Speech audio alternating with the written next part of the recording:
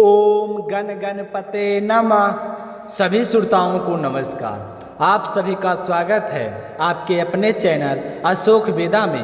कार्तिक का महीना चल रहा है और सभी भक्तों बड़े ही श्रद्धा भाव से भगवान श्री हरि विष्णु के भक्त सभी कार्तिक मास की कथाओं को और महात्म को सुनते हैं। सारों भक्तों श्रद्धा भक्ति को देखते हुए अशोक वेदा चैनल पर प्रस्तुत है कार्तिक मास का महात्म। तो आज आप सुनते हैं कार्तिक मास का महात्म का 11वां अध्याय।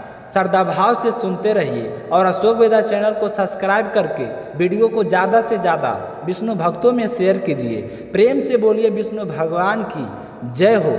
नारद जी कहने लगे कि तब इंद्र देवता वहाँ से वहाँ कपित होकर भागते भागते बैकुंठ में विष्णु जी के पास जा पहुँचे।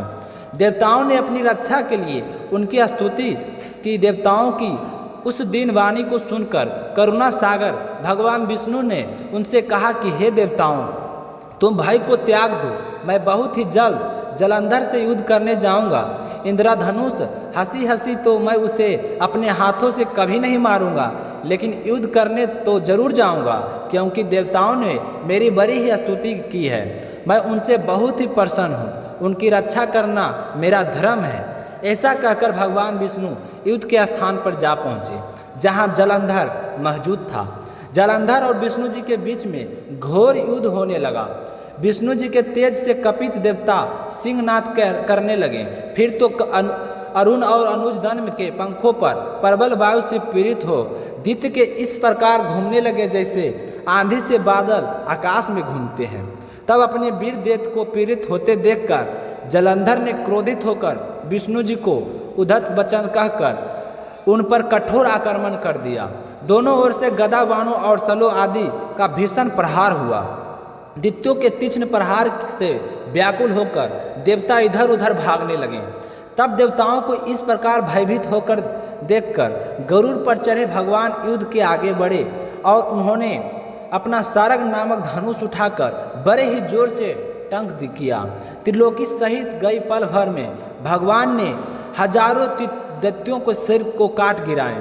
तो फिर विष्णु और जलंधर का महासंग्राम हुआ। बाणों से आकाश भर गया।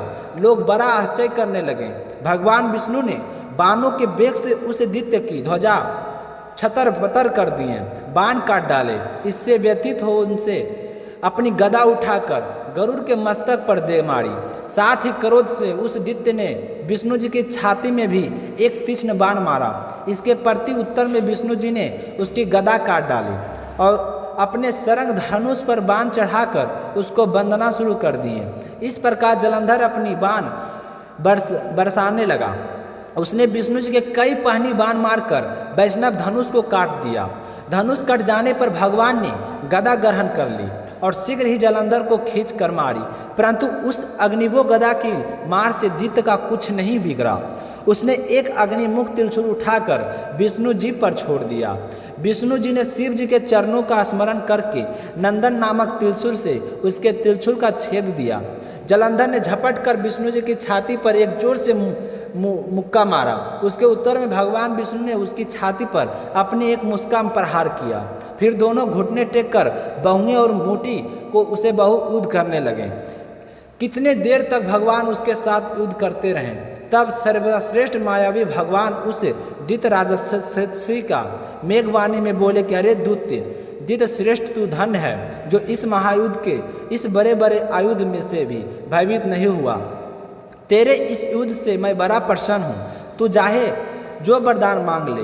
तो मायावी विष्णु ऐसी बात सुनकर जलंधर ने कहा कि हे भाव, यदि आप मुझ पर इतने ही प्रसन्न हैं तो मुझे ये वरदान दीजिए कि आप मेरी बहन तथा अपने सारे कुटुंब के साथ मेरे घर पर निवास करें।